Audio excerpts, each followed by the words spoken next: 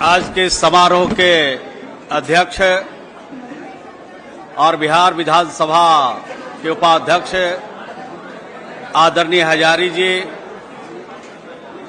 आज के इस कार्यक्रम के उद्घाटनकर्ता और बिहार सरकार के ऊर्जा एवं योजना विकास विभाग के मंत्री प्रेम आदरणीय विजेंद्र प्रसाद यादव जी, आदरणीय विजय कुमार चौधरी जी, हमारे जनता दल यू के बिहार के अध्यक्ष आदरणीय उमेश कुशवाहा जी, परम आदरणीय मंगनीलाल मंडल जी, मंच पर बैठे सभी सम्मानित नेतागण और सभागार में उपस्थित सभी भाइयों और बहनों, प्रेस के सभी प्रतिनिधिगण, आज हम सब भोला बाबू की जयंती समारोह में उपस्थित हुए हैं। उनको नमन करने के लिए हम सब यहां पर इकट्ठे हुए हैं। भोला पासवान शास्त्री जी बिहार के धरती के इस मिट्टी के लाल थे, जिनके मन में एक सपना था बिहार को आगे बढ़ाने का, जिनके मन में सपना था बिहार के गरीबों को उनको अधिकार देने का, जिनके मन में सपना था कि जो बाबा साहब के द्वारा बनाए गए संविधान है, उस संविधान के तहत जो वंचित लोग हैं, जो लोग सताए गए हैं, जो पीड़ित और प्रताड़ित लोग हैं, उनके सम्मान की रक्षा करने का संकल्प उनके मन में था और उसी संकल्प के साथ बिहार को आगे बढ़ाना चाहते थे। और आज उनके जन्म दिवस समारोह में हम सब उपस्थित हैं। बिहार की सरकार और बिहार के लोकप्रिय मुख्यमंत्री जी जो भोला बाबू चाहते थे कि गरीबों को हक कैसे मिले, बाबा साहब संविधान में जो अधिकार दिए गए हैं उस कैसे उनको मिले, इन तमाम बातों की चिंता आज बिहार की सरकार और बिहार के हमारे नेता, बिहार के लोकप्रिय मुख्यमंत्री जी कर रहे हैं। ज्यादा वक्त नहीं लेते हुए मैं आपसे कहना चाहता हूं कि जो दिल्ली में जो लोग बैठे हैं, बिहार की हकमारी कर रहे हैं, जिसकी चिंता भोला बाबू करते थे, खास करके जो वंचित लोग हैं उनकी हकमारी हो रही है। मैं जिस विभाग का मंत्री हूं, सिर्फ 2-3 बात कह के अपनी बात को मैं समाप्त करूंगा। किस तरह से हकमारी हो रही है। बिहार में जो गरीब लोग हैं, जिनको आवास की जरूरत है, भारत सरकार आवास देती है, उसका नाम प्रधानमंत्री आवास योजना। बिहार में 3 सालों का अभी तक लक्ष्य नहीं मिला, यानी 2018-19 में बिहार के गरीबों के लिए 1 लक्ष्य नहीं मिला। 2022-23 में बिहार के गरीबों के लिए भारत सरकार ने 1 लक्ष्य नहीं दिया और 2023-24 चल रहा है, उसमें भी गरीबों का 1 भी लक्ष्य बिहार में आवास का नहीं मिला। नाम है प्रधानमंत्री आवास ग्रामीण। राज्यों को भी 40% हमें लगाना पड़ता है, राज्य का भी पूंजी लगाना पड़ता है। नीतीश कुमार जी ने देखा कि हमारी बिहार के गरीबों की हकमारी हो रही है। जो दलित समाज है, जो गरीब समाज है, जो हक से वंचित समाज है, उसकी हकमारी दिल्ली में बैठ करके भारतीय जनता पार्टी और भारतीय जनता पार्टी के नेता और उनकी सरकार कर रही है।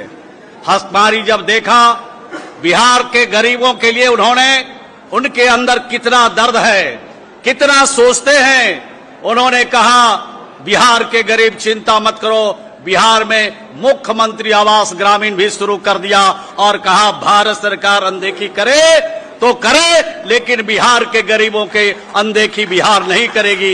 ये फैसला मुख्यमंत्री ने किया। दूसरी योजना भी चलाया उन्होंने, कहा 1 जनवरी 1996 से पहले जो गरीब जिनके घर बने हैं, घर रहने के लायक नहीं है, ये राज्य में गरीब लोगों को जो घर रहने के लायक नहीं है, छत विछत हो गया, उसको भी बनाने के लिए 1,20,000 रुपया राज्य के खजाने से देने का फैसला किया। ये बिहार से बाहर दूसरे किसी राज्य में नहीं। तो नीतीश कुमार जी की चिंता बिहार के गरीबों के लिए कितनी है, इसी से परिलक्षित होता है। और तीसरी योजना भी शुरू किया उन्होंने, जिसका नाम रखा मुख्यमंत्री वास स्थल वास स्थल क्षतिपूर्ति योजना। और उस योजना में 1 अप्रैल 2010 से पहले जिनके आवास की स्वीकृति मिली और वो आवास पूर्ण नहीं हुआ है, उन गरीबों के लिए भी कहा कि राज्य के खजाने से 50,000 रुपया गरीब को हम घर बनाने के लिए देंगे। ये बिहार से बाहर दूसरे किसी राज्य में नहीं है। तीसरी योजना बिहार के मुख्यमंत्री जी ने शुरू किया कि जिसका नाम आवास सूची में है, गरीब है, लाचार है, रहने के लिए उसके पास जमीन नहीं है, अलंग पर बसा है, आहर में, पैन में, पोखर में बसा है, उसको हटाने के लिए जल जीवन हरियाली योजना के तहत जब काम होता है तो उनको हटाए जाते हैं। उनको 5 डिसमिल जमीन अगर सरकारी जमीन वहां पर मिल जाता है तो देते हैं, और नहीं तो राज्य के खजाने से 60,000 रुपया जमीन खरीदने के लिए भी देते हैं। ये काम बिहार की सरकार कर रही है। बिहार के मुख्यमंत्री जी गरीबों के प्रति कितनी उनकी श्रद्धा है, गरीबों के प्रति कितना दर्द है, गरीबों को देखकर कितनी परेशानी है, इन योजनाओं से आप मूल्यांकन कर सकते हैं। ये बात कहते हुए हमने कहा कि बिहार के अलावा दूसरे किसी राज्य में ये योजना नहीं है। दिल्ली में बैठ करके लंबा लंबा भाषण और लंबा लंबा विज्ञापन 1-1 पेज का आता है कि हम गरीबों की भलाई करना चाहते हैं। दूसरी योजना एक जो मनरेगा है, जिसको भी भारत सरकार कहती है केंद्र प्रायोजित योजना, इसमें कौन लोग काम करते, इसमें गांव के गरीब लोग काम करते, हमारे त्रिस्तरीय पंचायतों के जो प्रतिनिधि है वो काम कराते हैं। गांव के गरीबों को बाहर राज्य से जाना नहीं पड़े, इसके लिए मनरेगा योजना चलाया जा रहा था।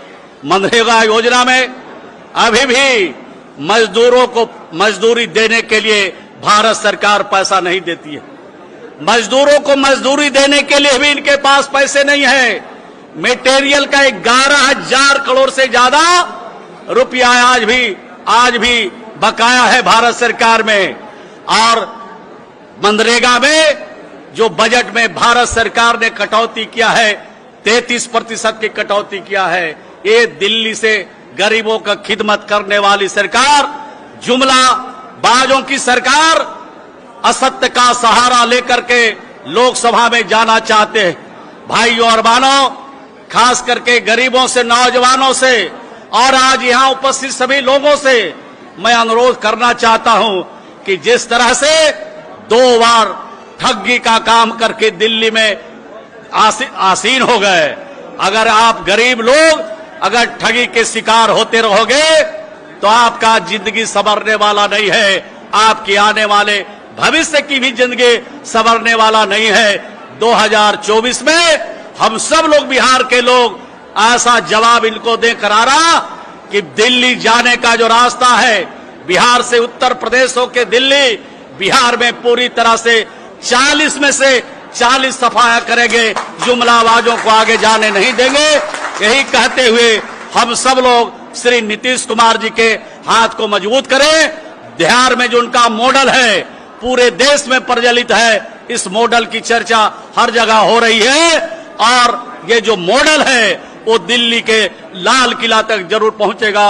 यही शुभकामना के साथ अपनी बात को समाप्त करता हूं। भोला बाबू के चरणों में श्रद्धा सुमन अर्पित करते हुए अपनी वाणी को यहीं पर विराम देता हूं। बहुत बहुत धन्यवाद।